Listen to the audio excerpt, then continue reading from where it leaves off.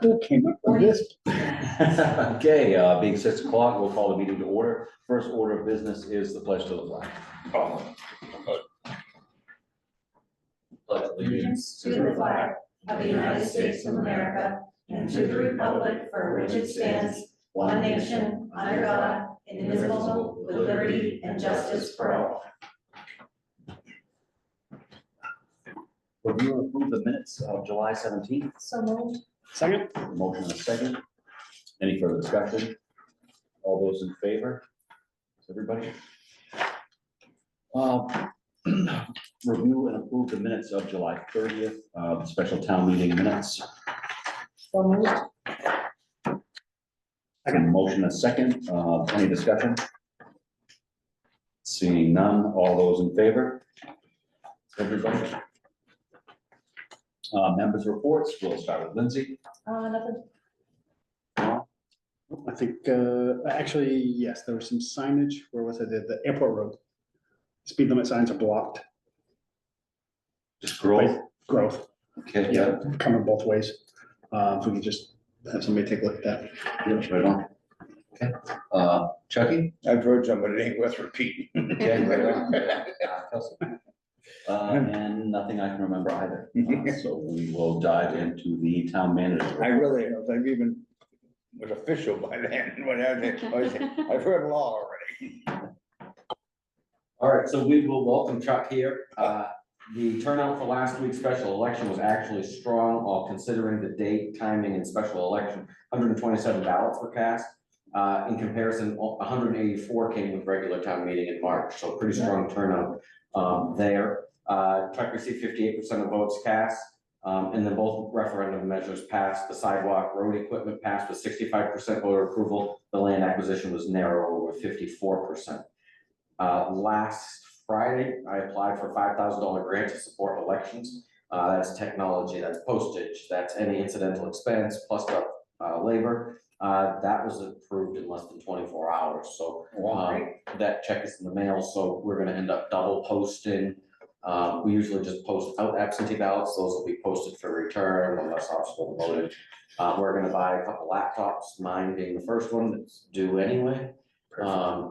Possibly an iPad, but we're also going to upgrade voting booths. It's been something that's been on the radar. The ones we have are old, inconvenient, and heavy, and they are all in like huge sections.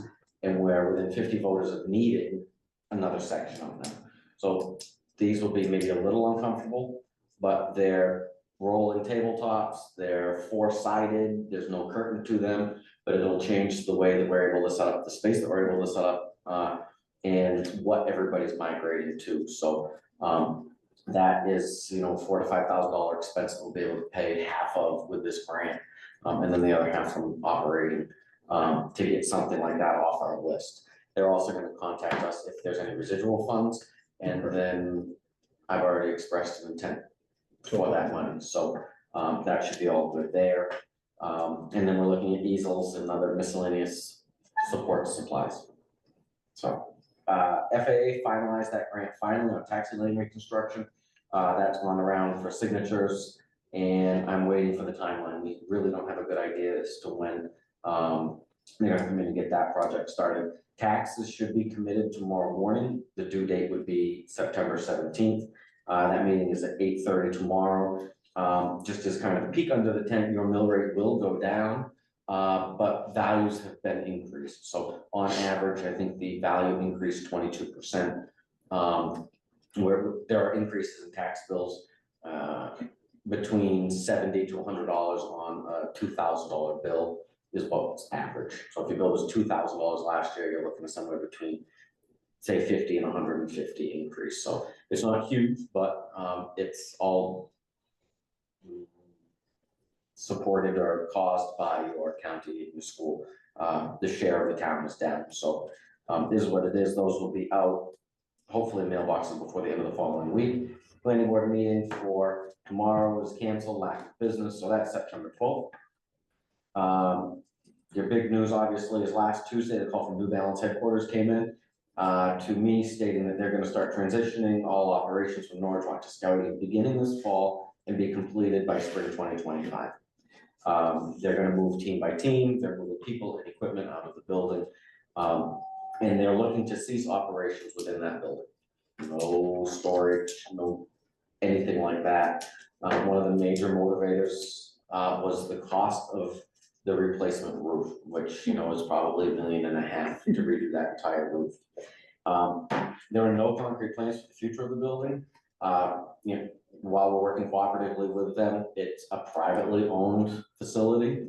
And it's really not appropriate. If you want to express your opinion, then great, give us, preferably email us.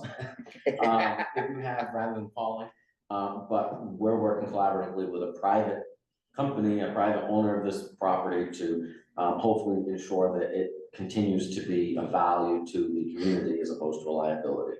The town has no legal proper standing in terms of building conversion and reuse. So we respect New Balance in that, and we're thankful for what we've got and the fact that they are including us, and they will hopefully continue to include us along the way as we make that a productive property for us. With that being said, the morning that we got that call, it was completely coincidental. Representative from Susan Collins' office was in that afternoon, so we were able to have a lengthy discussion about that and talk about potential resources from the federal level. Contact me that day from Senator Farron. He was reaching out to Economic and Community Development in Augusta. Commissioner Cezak from Somerset County has also reached out this afternoon. He asked for a special, he's the chair of the commission. He asked for a special agenda item to be discussed about Norridgewock and the New Balance facility. Mid-Maine Chamber of Commerce has identified a state RFP for a business looking to site a 100,000 square foot plus or minus manufacturing facility in central Maine. So that came through this morning. She's sharing that with Somerset Economic Development Corporation up in Skowhegan, so that hopefully we're able to keep a finger on the pulse of all of this that's going on, so that if and when the organization looks to divest interest in the property, if that's what they choose to do, that we're prepared locally from the economic development perspective to respond or to have a quick solution for them. There obviously will be tax implications. Preliminary numbers indicate that total revenue loss under a forecasted 2024 tax structure estimates about $53,000 in lost revenue. So the approximate cost, the approximate property tax coming in is just over $20,000 this year, $30,000 in equipment tax, and then there's exempt equipment tax that gets reimbursed to 50% by the state. So we'll lose all of that property tax, all of that personal property tax, and then the way that it looks right now, there will be some sort of an economic depreciation on the building because of the conditions. It's non-operational, but that is yet to be seen. The forecast is, 50 to 53,000 worth of lost tax revenue as a result of the closure, if they're closed before April 1st of next year. Do we have any sort of, rough projections on what the overall impact, like economically for, I'm sure that all the employees that work there now at lunchtime, then when they're leaving, there's a lot of the small stores in this community that are gonna be probably significantly impacted by those 50 employees no longer being there with that convenience, but do we have any way to? We don't have a quantification of that. I've talked with a number of business owners about that, the ones that you think would be affected, your lunch counters, your gas stations, your coffee shops. One of them was in the press yesterday saying they don't feel they'd be affected at all, going strong, steady ahead. I love that, but I don't think it's gonna be the reality. Yeah. All the while, we thought that there wasn't gonna be this kind of an issue. The sales pitch has been creating new jobs and leaving us alone kind of a thing here. Writing on the wall started to change, maybe, even though it wasn't upfront. Yeah. But neither here nor there, it's the decision that they made. We will respect that. Obviously there'll be, casualties, I think, Yeah. and whether that's the form of one job or a business, we don't know that. It's 230 to 50 employees, but you've also got maintenance and suppliers and everything else that come and go as a result of that. So, not quantified, but significant nonetheless. Yeah. So we're continuing to keep an eye on that. Also, the State Bureau of Labor, they've sent us resources we can share with employers if they feel like there's gonna be some pressure on them for the employers, and for employees as well if they face partial layoff or full layoff. So all of those are resources that we already have here in the office, and we're just ready to deploy them proactively. We'll continue to keep an eye on it. Support from outside organizations has been phenomenal, and our elected officials, ones I've listed, again, top notch, so. TIF committee, that's scheduled to be August 27th. I imagine they'll have something to deal with at that meeting. Sewer day 30 notices, there's 21 accounts that, those don't go to lien tomorrow, but those will be mailed out tomorrow. For unpaid charges from a year ago, automatic foreclosure notices from 2021, there's 2 accounts in that status, those go out first thing in the morning. We've received a $15,000 reimbursement from the county as a part of the side-by-side project grant. That came in last week.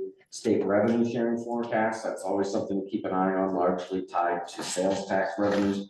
We were forecasted at 343 last year, we're looking at 340,000 this year, not terrible. We finally received proceeds from the FEMA MEMA grants as a result of the May 2023 storm. That was when we lost the float down the river and we had road damages, and we did some hazard mitigation upgrades with cross culverts.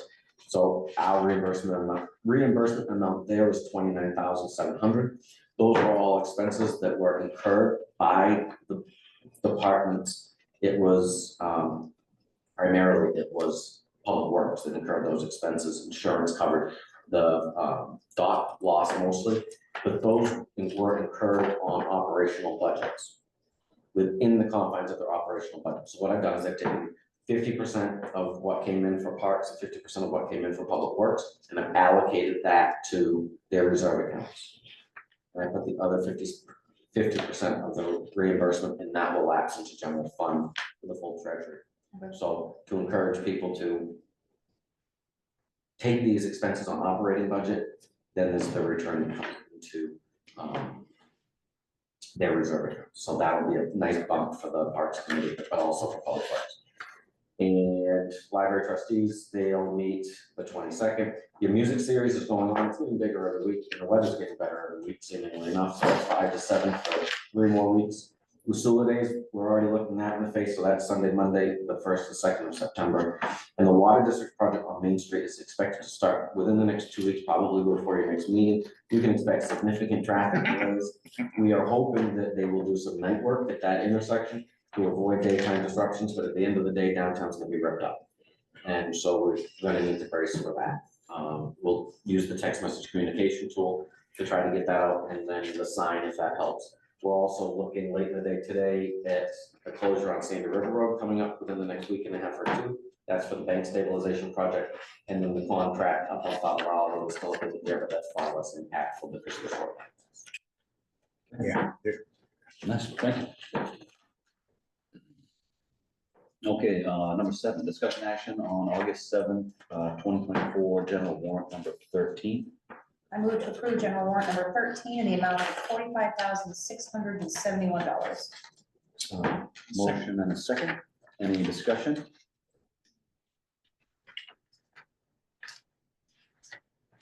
Somerset Humane Society, is that an annual, biannual, how much? Like, That's a 2-part contract, so that's the second part. Okay. Yeah. Lucas striping, the road heading out towards, like Madison, not heading out towards the other.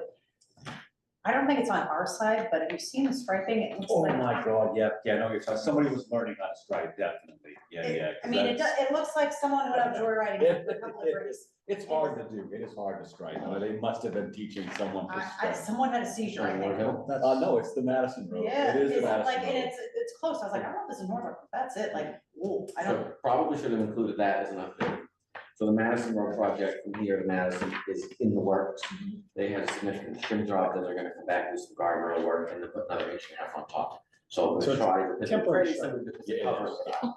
And Okay, they, so that part. Okay. It's gonna be That's it. covered, it is, it's You bad. watch and you're like, am I okay or is the road? No one's. That's where he flinched. if you have bad driveways, they touch, they're gonna come back and they're gonna make it better than that. All right, I just like, when you see the striping, you're like, I hope we didn't get charged for that, because that was rubbish. Okay. I got nothing, sorry. Okay, Discussion, is that what we were? any more discussion on that? No? All right, all those in favor? That's everybody. Well, You no longer really in the no public. need that's for right, this public one. comment. Okay, number 9, discussion action on release of town-owned property. tax acquired 17 Hazel Farm Road. That's correct. The motion at hand would be a motion to sign the quitclaim deed and release the town's tax acquired interest in property located at 17 Haddle Farm Road, map 27, lot 27-13 to Patricia R. Lambert, party from whom the property was taken. That is inclusive of all back taxes and fees owed to the town. Any further discussion? Seeing none, all those in favor? That's everyone. Discussion action on new road name, formerly 310 Skowhegan Road. Okay, 310 Skowhegan Road, they submitted me 3 different names, which is what I requested. The first 2 contain river something, so we've got River Road, Riverside Drive, Sandy River. They came with Water's Edge. I didn't give you the 3 options, so it seemed reasonable, I could find another one in the area. Water's Edge Drive is what they did. There's the 2 new houses that are down on the left side. And they're both on the same driveway, that's why they're getting up. And there's been a lot of those, The 911 purposes. Yeah. it's just 2 buildings. Sounds weird to my mouth, Water's Edge. A little bit. I thought so. What about like a Water Edge Way instead of drive? I don't know. The alliteration doesn't speak to me. They're the ones that are gonna have to live. Yeah. I'm fine. Motion to accept as proposed. Motion and a Second. second. Any further discussion? Seeing none, all those in favor?